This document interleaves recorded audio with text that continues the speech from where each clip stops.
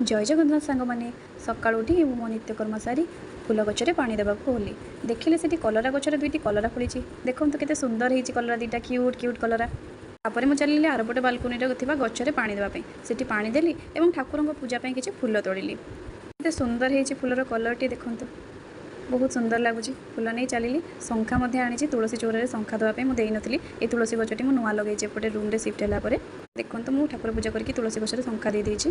मुझे चाह खाई चली हजबैंड चकुड़ी बनवाई चकुड़ी और मटर तरकारी ମୁଁ ଲଗେଇଥିବା ଗଛରେ ମୁଁ ଭୃଷଙ୍ଗ ପତ୍ର ତୋଳି ଆଣିଛି ଅଳ୍ପ ମସଲା ଦେଇକି ମୁଁ ତରକାରୀଟି ପ୍ରସ୍ତୁତି କରୁଛି। କେଉଁଭଳି ଭାବରେ ପ୍ରସ୍ତୁତ କରୁଛି ଆପଣମାନେ ଭିଡ଼ିଓରୁ ଦେଖିପାରୁଥିବେ।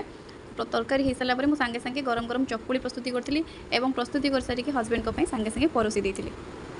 ତରକାରୀ ଆଉ ଚକୁଳି ମୋର ରେଡ଼ି। ତାପରେ ମୁଁ ଲଞ୍ଚ ପାଇଁ ପ୍ରସ୍ତୁତି ଆରମ୍ଭ କଲି। ଭାତ ବସାଇଦେଲି, ଛତୁ କାଲି ଆଣିଥିଲି ରିଲାଏନ୍ସରୁ।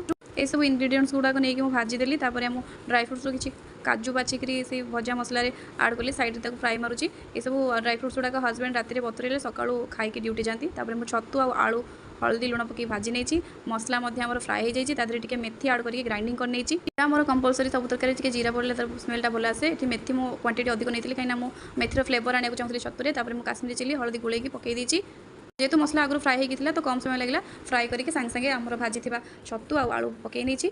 तरकारी फुटुवा समय मुझे आंबुल राई प्रस्तुति आरंभ कर देती। रसुण लंका चेची नहीं जीरा पकई देती रसुण लंका भृषुआ पत्र पकई देकी आंबुल पकईकी फ्राए मार देती। फ्राए मार सारापर सोरिष बटा थी सोरिष बटा लुण चीनी पकई देकी पूरा टेस्टी टेस्टी आंबुल राई बनई देती। तापर मुझे बनई आमर कला आलू चिप्स जोटा आम मसला गुड़ा छेचिकी अनफ्लोर देकी रखी छाणी। तो लंच प्रिपेयर हो जाए। वीडियो भल लगे लाइक शेयर और सब्सक्राइब करेंगे।